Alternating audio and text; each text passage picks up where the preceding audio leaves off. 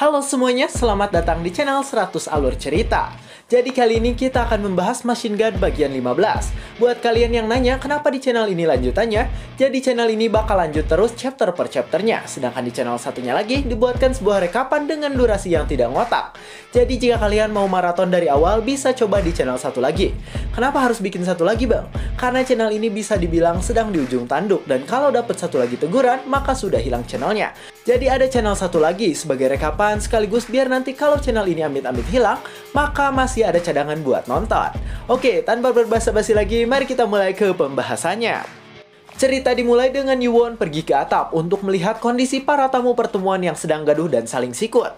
Beberapa orang yang terkena hipnotis saling mengejek ke sesama anggota aliansi. Mereka berniat untuk saling menghabisi satu sama lain. For your information nih guys, karena nama Chun Yewon kepanjangan, jadi saya sebut nama belakangnya aja, yaitu Yuwon. Oke, kita lanjutkan. Yuwon yang melihat kejadian tersebut merasa kesulitan untuk mengenali siapa saja orang yang terkena hipnotis. Agar mempermudah tujuannya, Yuwon memerintahkan Nano untuk mengaktifkan mode augmented reality pada penglihatannya. Hal ini bertujuan agar Yuwon mampu mendeteksi dan membedakan mana orang yang terkena hipnotis dan mana orang yang tidak terkena hipnotis. Sehingga dia bisa menyuruh orang yang tidak terkena hipnotis untuk mengurungkan serangannya dan memberitahu mereka kalau ini adalah sebuah jebakan. Setelah fitur Augmented Reality diaktifkan, Yuwon meminta Nano supaya menyalakan kembali skill Lightning Shock yang tadi diberikan kepada Sohee. Secara otomatis supaya dia bisa membuat pikiran orang-orang tersebut terputus dari pengaruh hipnotis. Seketika Yuwon melompat dan mulai mendepak satu persatu kepala yang sudah ditargetkan dengan kejutan listrik yang keluar dari telapak tangannya. Tegangan setrum bermuatan tinggi yang muncul dari sentuhan tangan Yuwon membuat mereka berteriak kesakitan. Mereka tak berdaya menghadapi jurus Yuwon yang datang dengan sangat cepat. Yuwon dengan lincah berpindah dan menghampiri satu persatu kepala korban dan memberikan mereka sengatan listrik. Mereka mulai menghentikan perkelahian dan kehilangan kesadaran. Kegaduhan pun mulai berkurang sedikit demi sedikit. Sohee yang menyaksikan perbuatan Yuwon merasa kagum melihat kekuatan Yuwon yang spektakuler. Meskipun dirinya masih kebingungan tentang apa yang sebetulnya sedang terjadi. Sohee belum pernah melihat aksi hebat Yuwon sebelumnya. Dia melihat Yuwon tanpa berkedip sama sekali. Sohee tidak menyangka bahwa seorang pewaris kultus demonik yang baru saja diangkat ternyata sangatlah overpower dan kualitasnya bukan kaleng-kaleng. Beberapa orang yang terkena sengatan listrik dari Yuwon mulai tersadar dan mengadu kesakitan. Kesadaran mereka akhirnya kembali, tapi mereka tidak tahu apa yang baru saja terjadi dan merasa linglung. Si pria penyusup yang merupakan biang dari kekacauan ini merasa terkejut melihat Yuwon telah mematahkan serangan hipnotisnya hanya dengan satu sentuhan. Rencana dia untuk menghancurkan kultus demonik hancur. Dia sangat cemas karena rencana ketiga yang baru saja dijalankan sebentar telah rusak oleh satu orang.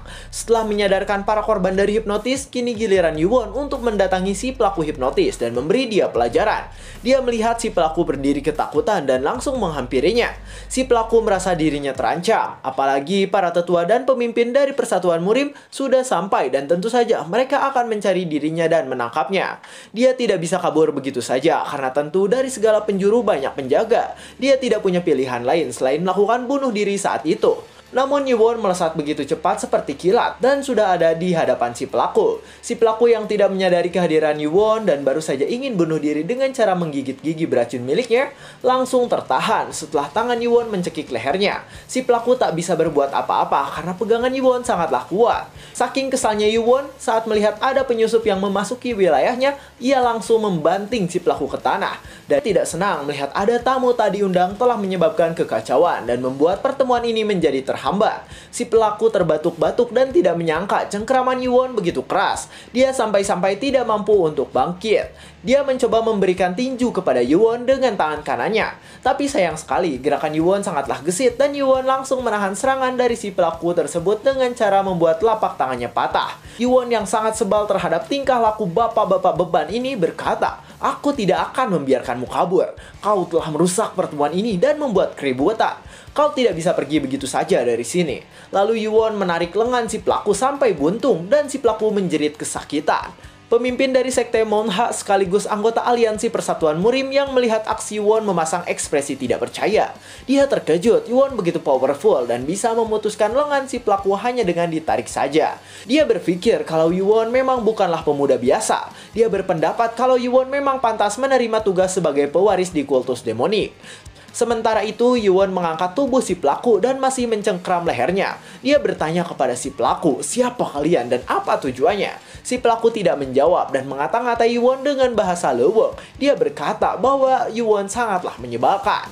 Si pelaku hanya berkata bahwa aku akan terus menjalankan misi rahasia ini. Entah itu berhasil atau tidak dan aku tidak akan memberitahu apa tujuanku datang ke sini. Mendengar jawaban si pelaku yang sangat keras kepala membuat Yuwon semakin murka. Dan dia memperkuat cekikannya sehingga si pelaku tak mampu bersuara dan merasa sesak napas. Dia ingin membuat si pelaku mengakui tujuan kedatangannya. Namun si pelaku tetap teguh pendirian dan tidak membeberkan alasannya. Yuwon dalam hati mampu membaca pikiran si penghipnotis dan tahu kalau si pelaku akan melakukan bunuh diri. Sayangnya Yuwon tidak akan membiarkan si pelaku bunuh diri dengan begitu mudah. Untuk menggagalkan rencana pamungkasnya, Yuwon lantas mengarahkan telunjuknya ke arah mulut si pelaku dan membukanya secara paksa. Yuwon lalu mencabut gigi beracun si pelaku dengan kekuatan telekinesis yang dimiliki dirinya. Yuwon meminta pihak istana untuk menahan si pelaku di sini terlebih dahulu dan jangan membiarkannya kabur. Yuwon berniat pergi untuk menemui master atau gegeduk yang mengirim si pelaku hipnotis datang ke sini. Adegan kemudian beralih ke perpustakaan Akademi Kultus Demonik. Tempat yang dijaga ketat itu terlihat sunyi tetapi menyeramkan. Halaman depan perpustakaan tersebut dibanjiri oleh mayat-mayat prajurit kultus yang sudah dibantai habis-habisan oleh seseorang. Dua prajurit datang untuk melihat kondisi ruang bawah tanah yang ada di perpustakaan. Karena ruang itu merupakan salah satu ruang yang dijaga sangat ketat. Sesampainya di sana, mereka melihat ada hal yang tidak beres sudah terjadi di tempat ini. Mereka menemukan pintu baca yang menjadi pintu dari ruangan khusus tersebut sudah rusak parah, seperti sudah dibobol secara paksa. Padahal pintu ini dikenal sebagai pintu yang sangat kuat dan tak ada satupun yang mampu merusaknya. Tetapi entah siapa yang sudah menembus pintu ini, yang pasti tenaga mereka setara dengan hulak. Meskipun pintu baja tersebut berhasil dibuka, setiap orang yang masuk ke ruangan sana akan terjebak di dalamnya. Mereka tidak akan bisa keluar karena kristal jumbo yang digunakan sebagai perangkap telah menutup celah pintu rapat-rapat. Meskipun demikian, salah satu penjaga tetap khawatir dan mulai merasakan firasat yang tidak enak serta overthinking. Para penjaga hanya berharap guardian-guardian kultus datang secepatnya dan mengatasi masalah ini.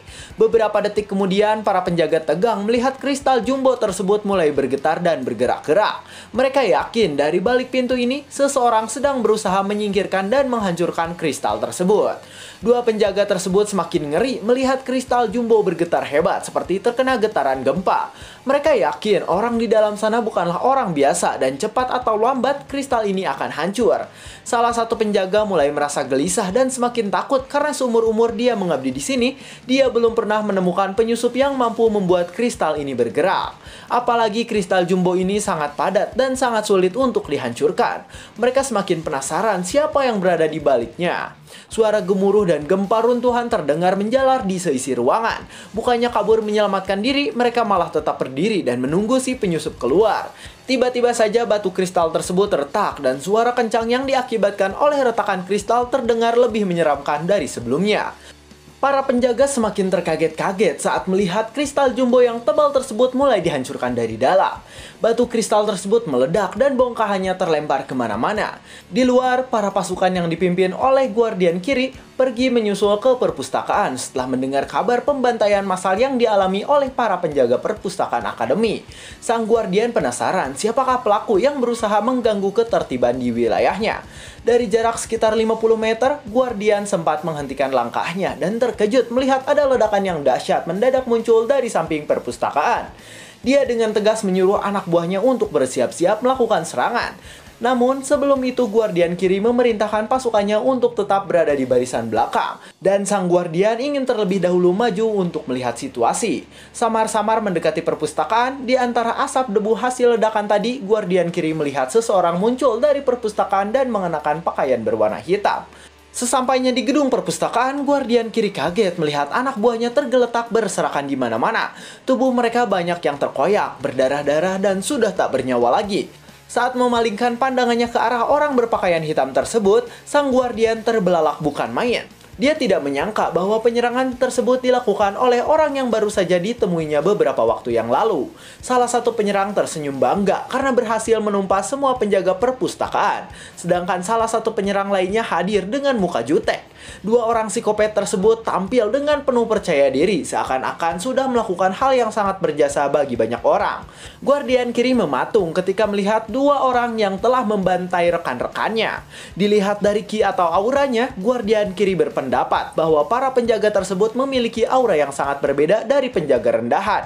Guardian kiri menyimpulkan bahwa mereka adalah penyusup yang menyamar. Salah satu penjaga yang tersenyum jahat berkata kepada Guardian kiri, "Akhirnya kita bertemu lawan yang sepadan." Di saat yang bersamaan, beberapa anak buah Guardian kiri yang lain tiba di tempat kejadian dan merasa ngeri menyaksikan pemandangan perpustakaan yang sudah sesak oleh para jenazah. Beberapa penjaga tidak menyangka dan berteriak, "Ada apa ini dan apa yang sudah terjadi?"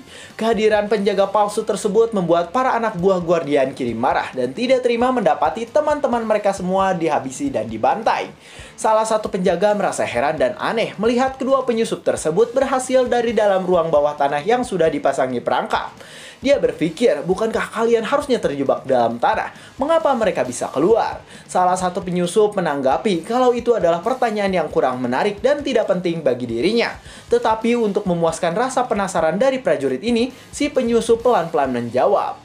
Si penyusup mengatakan bahwa ia telah menghabisi seluruh penjaga yang menjaga ruangan bawah tanah. Anak buah Guardian kiri yang mendengar omongan si penyusup tidak terima nasib kawannya diperlakukan seperti itu.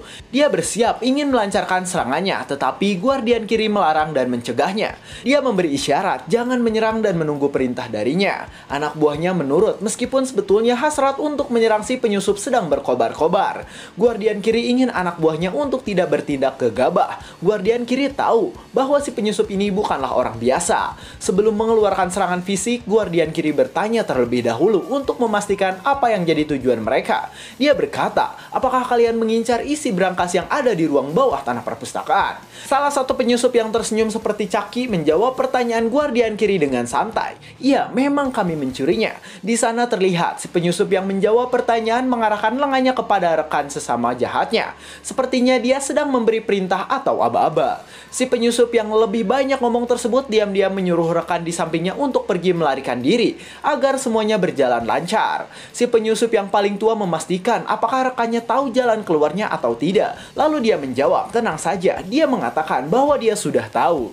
Tak lama kemudian Guardian kiri mendengar percakapan mereka. Guardian kiri tidak ingin mereka kabur, lantas menyuruh pasukannya untuk menyerang mereka berdua. Sambil mengayunkan pedangnya yang sangat tajam, Guardian kiri dan anak buahnya dengan cepat menghampiri si penyusup-penyusup meresahkan tersebut.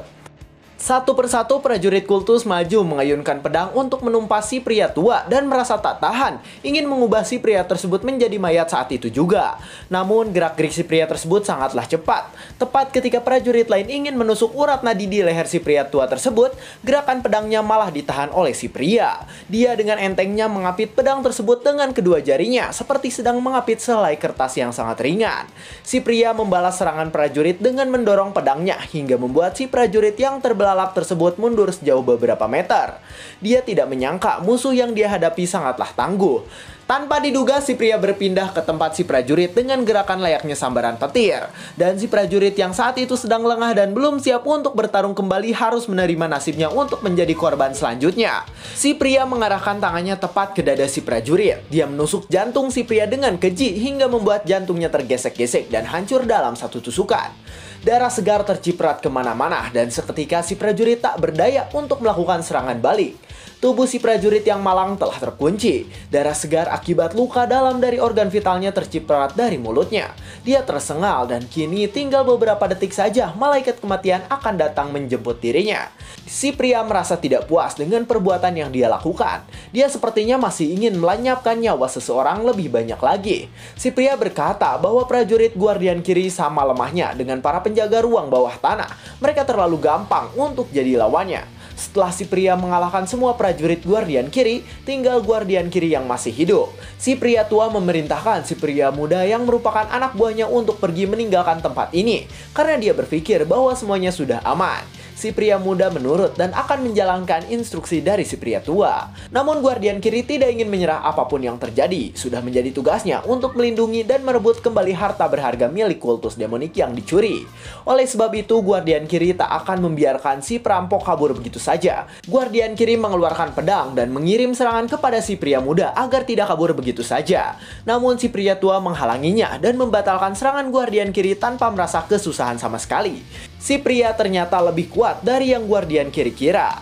Si pria tua menyerang guardian kiri berbekal tangannya yang dibalut oleh sarung tangan baja yang super tebal. Guardian kiri mengira bahwa kekuatan si pria tua ini justru berasal dari sarung tangan sialan tersebut. Dorongan kuat dari si pria tua berhasil memundurkan tubuh guardian kiri seperti para prajurit yang terbunuh tadi.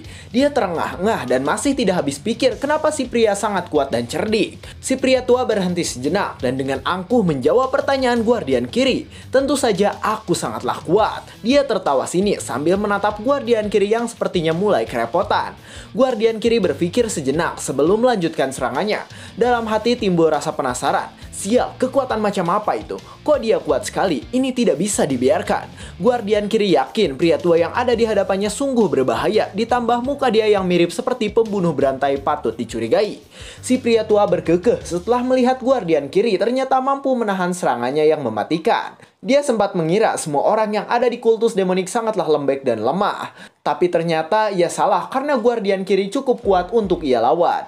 Guardian kiri tidak peduli dengan bacotan si pria tua. Dia lebih mencoba mengorek informasi tentang identitas si pria tua untuk mengulur waktu. Guardian kiri bertanya siapa sebenarnya dirinya. Si pria tua tidak suka berbasa-basi dan alergi dengan pertanyaan. Dia lebih suka bertarung daripada banyak bacot. Tiba-tiba saja si pria melesat ke hadapan guardian kiri dan bersiap memberikan pukulan berapi menyakitkan ke wajahnya. Guardian kiri buru-buru menghindar dari serangan si pria tua. Si pria tua tambah ganas dan ingin melenyapkan guardian kiri saat itu juga. Guardian kiri tidak mau kalah. Dia langsung membalas serangan si pria menggunakan pedangnya sambil menatap si pria tua dengan tajam dan penuh rasa ingin tahu. Pertarungan berlangsung intens dan guardian kiri masih bisa menghindar dan menepis serangan lawannya. Sementara itu si pria tua malah menyukai momen-momen bertarung seperti ini. Dia berkata, "Nah, mantap, seharusnya kau bertarung seperti ini saat melawanku dari tadi." Serangan si pria tua datang bertubi-tubi. Gerakan tangannya lebih lincah daripada gerakan tangan guardian kiri. Dia mulai terdesak menahan serangan si pria misterius tersebut dan terancam kalah. Guardian kiri berpikir jika dia terus bertahan mengikuti kemauan si pria untuk bertarung, guardian kiri bakalan dipukul mundur dan kalah. Dia tidak bisa membiarkan si pria terus-menerus menyerangnya. Daripada terus bertahan dan tidak melawannya secara bombastis, guardian kiri mengeluarkan teknik api melalui pedangnya yang merupakan salah satu jurus andalannya yang bernama Crimson Fire Sword. Si pria yang melihat lawan mainnya menunjukkan cara bertarung dan memberi balasan merasa kagum, sekaligus semakin bersemangat untuk melawan guardian kiri dengan lebih ganas. Si pria merasa terhibur dan senang karena guardian kiri telah merespon serangannya. Duel berlangsung dengan sangat sengit dan guardian kiri tidak ada pilihan lain selain terus menyerang si pria tua sampai pasukan lain datang membantu dirinya. Tiba-tiba tangan si pria datang dari arah yang tidak terduga. Dari arah kanan, tangan si pria nyaris mengenai wajah guardian kiri. Dan guardian kiri sempat kaget melihat jumpscare barusan. Dia berkeringat dingin dan gerakan si pria tua bertambah semakin cepat. Sambil berkutat dengan musuh, guardian kiri sepertinya mengenali jenis serangan barusan yang akan dilayangkan oleh si pria padanya. Namun dia tidak bisa mengidentifikasi nama serangan tersebut dengan jelas di dalam otaknya. Si pria pun mengeluarkan tinju bertubi-tubi ke arah guardian kiri dengan sangat cepat dan juga kuat. Guardian kiri yang menerima serangan itu langsung terpukul mundur. Dia di sana berteriak kesakitan. Guardian kiri di sana berteriak kesakitan karena pukulan yang diberikan oleh si pria tua benar-benar menyakitkan bagi dirinya. Dia terpukul mundur hingga melesat jauh ke belakang. Si pria dengan tanpa ampun terus meninju guardian kiri tanpa memberikan kesempatan bagi guardian kiri untuk melawan dirinya. Selain itu, si pria belum merasa puas terhadap jurus yang dia keluarkan barusan. Dia lantas melayangkan satu tinju tenaga dalam dari tangan logamnya yang dipenuhi oleh cahaya menyilaukan. Dengan kekuatan mode ekstrim dan maksimalnya, tangannya berhasil mendorong tubuh guardian kiri. Guardian kiri yang tak sempat menghindar langsung terlempar sejauh beberapa meter ke tembok halaman. Sampai-sampai pukulan si manusia bertangan besi tersebut mampu membuat kumpulan asap. Guardian kiri mulai kehabisan tenaga dan dia tak bisa mengeluarkan jurus apapun. Tubuhnya sekarang berlumuran darah dan tangannya mulai lemas untuk mengayunkan pedang. Dia memuntahkan banyak darah ke tanah. Guardian kiri memenggangi pedangnya untuk menopang tubuhnya yang kini sudah babak belur. Sambil menahan rasa sakit dari dalam, Guardian kiri bertanya apakah orang tersebut adalah orang dari anggota Blade God Six Martial. Dan cerita pun bersambung. Aduh, buat yang nanya mungkin kenapa uploadnya agak lama bang. Soalnya kan masih kena teguran ya. Jadi ditakutkan ya, jadi agak hati-hati sih sekarang uploadnya. Mungkin gitulah. Mohon dimaklum dan terima kasih buat yang udah support sampai saat ini. Dan pelajaran yang bisa diambil dari cerita kali ini ialah agar kita tidak sombong karena ditakutkan setelah kita membantai malah nanti kita yang dibantai. Saya 100 Alur Cerita, jangan lupa like, comment, subscribe, dan share ke teman-temannya. Terima kasih telah menonton sampai akhir dan sampai jumpa di kesempatan berikutnya.